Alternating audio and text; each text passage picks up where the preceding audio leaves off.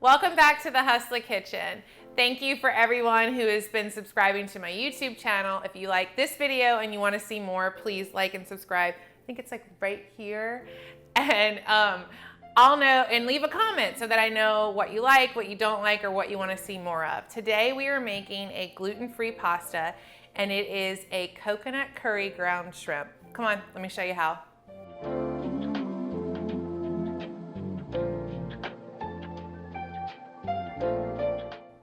So technically this is a one-pot dish minus the extra pot that we have to use to boil the noodles.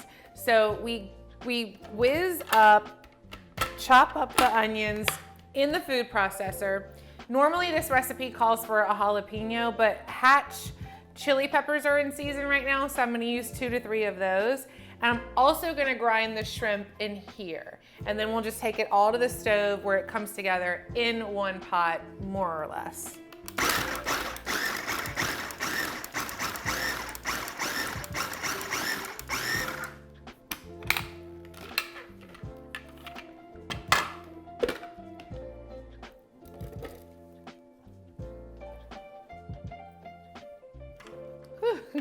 My eyes.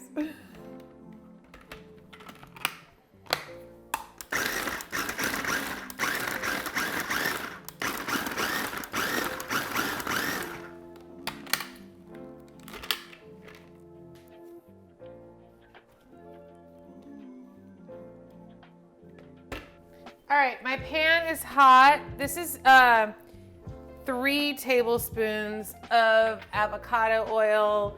If you use canola oil or a different oil, you might only need 2. I always find with the avocado that I need a little more. So we get that nice and hot. One of the things I like about this recipe is you can interchange a lot of the spices. So I use this Korean spice blend. It's the gochujang. Am I saying that right? Garyu? Is this right? We don't know. Anyway, if you can't find that, it's not a big deal. You can use red chili pepper flakes and cayenne, and you can kind of interchange the two. If you don't want to go out and buy something like that, you don't have to. I have this stuff on hand all the time because I do use a lot of Korean spices, Indian spices. I have turmeric, I have things like that laying around because we use them a lot. So I've got that onion and those 2 Hatch chili peppers in here. Now, typically this recipe would use a jalapeno pepper, but Hatch chilies are in season. So I thought, why not, when I saw them at the farmer's market. This recipe is my version of a Donald Link recipe. He has a curried ground shrimp pasta or rice noodle dish, and he serves it at one of my favorite restaurants in New Orleans called Pesh. Well, he shares the recipe online in an interview I think he did for Bon Appetit, and it was something that I tried to make because I love it so much. I go there and order this dish at least twice a month, but I, over time, just kind of changed it up and made it my own, and so I've added coconut milk and turmeric and some different spices and things. But if you have a moment, go and check out Chef Donald Link. He's awesome. I would say he's definitely one of my heroes. So I try to mimic some of what he does.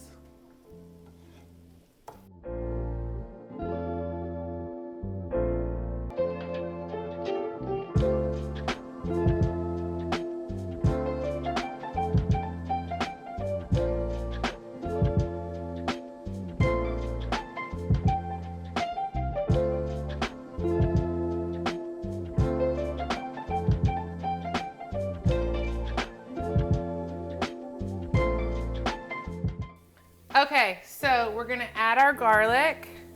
That's 3 cloves, chopped garlic. Now, if you don't have fresh ginger, that's not a big deal. I've told you guys before, you can always use some dry ginger if you don't have fresh. So I grate about, I call it a knuckle or an inch. I'm gonna grate that right over.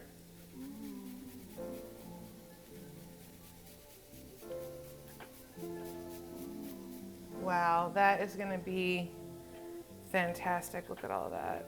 Just get that in here. We'll stir it around with the rest of our spices. So I have a tablespoon of curry powder and a tablespoon of the gochugaru. I know I'm saying that wrong. I really should have Googled it first, but it's a weeknight. We got to get this on the table. Now, these two spices are completely optional. Like I said, I have turmeric at the house. I add it to a lot of different things. So this is a teaspoon of turmeric and a teaspoon of paprika. And we're gonna stir this around and toast up these spices.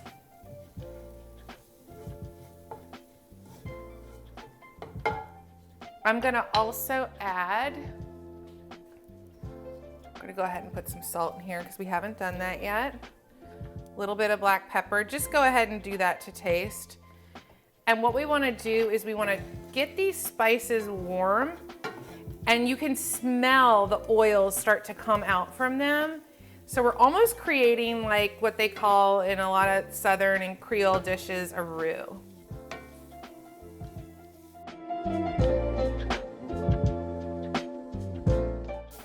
Okay, so I use the term roux very loosely.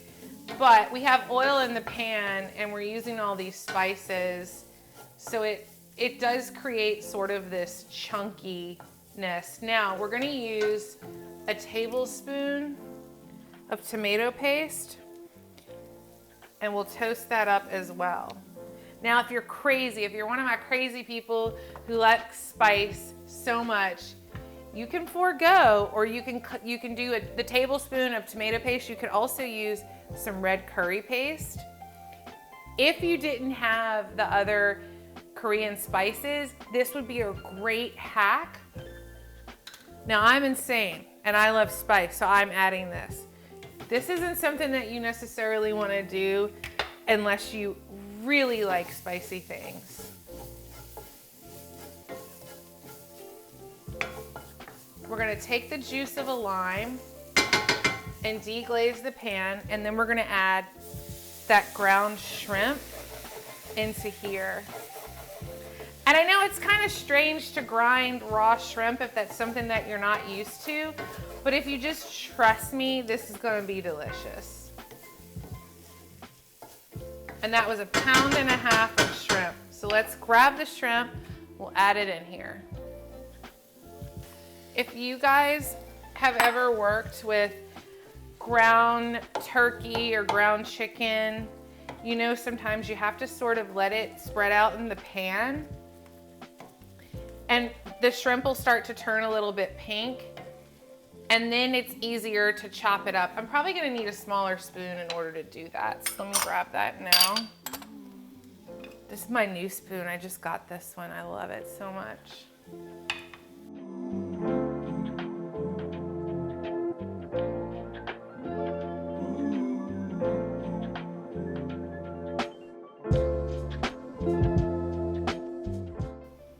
Hi, it's getting hot in here. I have a tablespoon of flour. You can use arrowroot powder, cassava flour, whatever you want, gluten-free flour. So we're gonna do a tablespoon of that, and this is just gonna help thicken it up. Get a little heat going in here. Matter of fact, it's time to turn my heat down. So as you can see, this really does begin to look like a ground chicken or like the ground turkey tacos that we've done.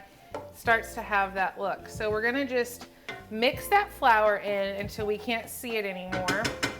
And then we're gonna go 2.5 cups of broth. Now, pescatarians, you can stick to seafood stock or veggie stock. I had chicken stock open in the fridge because, well, I always have chicken stock open in the fridge. I don't make quinoa or rice with water. I always use chicken stock. So we're gonna add that. That's that 2.5 cups, and we're gonna bring it to what I like to call an aggressive simmer. So we'll see some bubbles, but we're not gonna boil it completely. And then I still kind of just go in, and any of the larger chunks of shrimp that have kind of clumped together, I'll just go in the back of my spoon and kind of get those down. In a moment, we're gonna add some a can, it's about 13 and a half of coconut milk, and make sure it's unsweetened, and we'll toss that in there. This is pretty budget friendly too, depending on where you get your shrimp.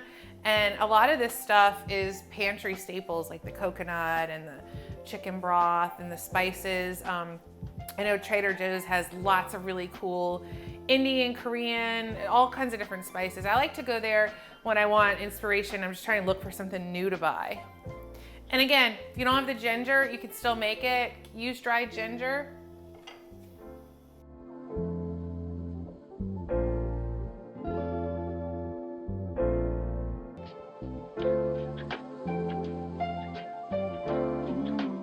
Okay, we've got some bubbles here. We're gonna go ahead and pour this coconut cream right on in. And then now we will let it come up to a boil. And once it does that, we'll reduce the heat. And then I'm gonna cover it for a little while on a simmer while we get our noodles going.